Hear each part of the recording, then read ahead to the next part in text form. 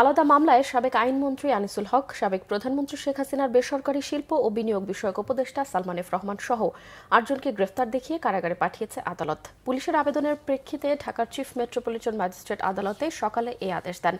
মামলাগুলো হলো হত্যা চেষ্টা, হত্যা ও অপহরণের। গ্রেফতার দেখানো অন্য ৬ জন হলেন জাতীয় সমাজতান্ত্রিক দল জাসদের সভাপতি ও সাবেক মন্ত্রী হাসানুল হক ইনু, বাংলাদেশের ওয়ার্কার্স পার্টির সভাপতি ও সাবেক মন্ত্রী রাশেদ খান মেনন, সাবেক তথ্য ও যোগাযোগ প্রযুক্তি প্রতিমন্ত্রী জুনায়েদ আহমেদ পলক, সাবেক সংসদ সদস্য সাদেক খান, পুলিশের সাবেক মহাপরিদর্শক চৌধুরী আব্দুল্লাহ আল মামুন ও ন্যাশনাল টেলিকমিউনিকেশন মনিটরিং সেন্টারের সাবেক মহাপরিচালক মেজর জেনারেল জিয়াউল আহসান।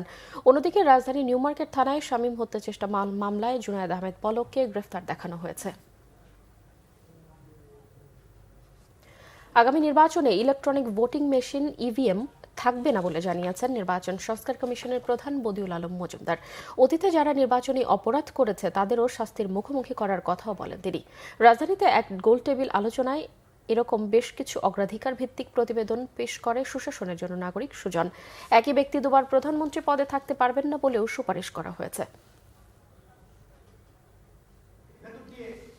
রাষ্ট্র সংস্কারের লক্ষ্যে 11টি সংস্কার কমিশন গঠন করেছে অন্তর্বর্তীকালীন সরকার। সংস্কার কমিশনগুলোয় কি কি বিষয় অগ্রাধিকার পাবে, সোমবার এ নিয়ে ঢাকা রিপোর্টার্স ইউনিটিতে গোলটেবিল বৈঠকের আয়োজন করে সুশাসনের জন্য নাগরিক সুজন।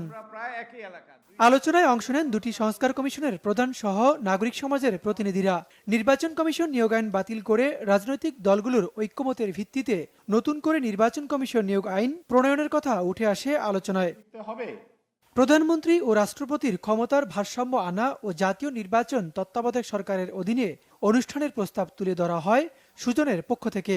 স্থানীয় সরকার নির্বাচনও হবে নির্দলীয় সরকারের অধীনে। এমপির হস্তক্ষেপ, এখানে এমপি শুধু না, যারা নির্বাচিত হচ্ছেন পরিষদের member, council member, city corporation, পৌরসভায়, ইউনিয়ন পরিষদ, উপজেলা পরিষদ, জেলা পরিষদের মধ্যে কাউন্সিলর সিস্টেম প্রবর্তন করা হবে, মানে মেম্বার সিস্টেম, ওয়ার্ড সিস্টেম। এতে করে ওয়ার্ডের যারা মেম্বার হবেন তারা কিন্তু নির্বাহী না, ঠিক একই রকমভাবে এমপিরাও নির্বাহী না, নির্বাহী ক্ষমতা তারা এক্সারসাইজ করবেন না। এবার তো অন্তর্বর্তীকালীন সরকারের অধীনে নির্বাচন হবে, কিন্তু ভবিষ্যতে যখন তত্ত্বাবধায়ক সরকারের অধীনে নির্বাচন হবে, দুটো নির্বাচনে যেন তত্ত্বাবধায়ক সরকারের অধীনে হয়, স্থানীয় এবং জাতীয় নির্বাচন। আগামীতে নির্বাচনে ইভিএম ব্যবস্থা ফিরবে না, বরং যারা ইভিএম প্রবর্তন করেছিলেন তাদের বিরুদ্ধে ব্যবস্থা নেওয়ার সুপারিশ করেছে সুজন। নো ইভিএম, বরং ইভিএম যারা করেছে তাদের তদন্ত হওয়া উচিত।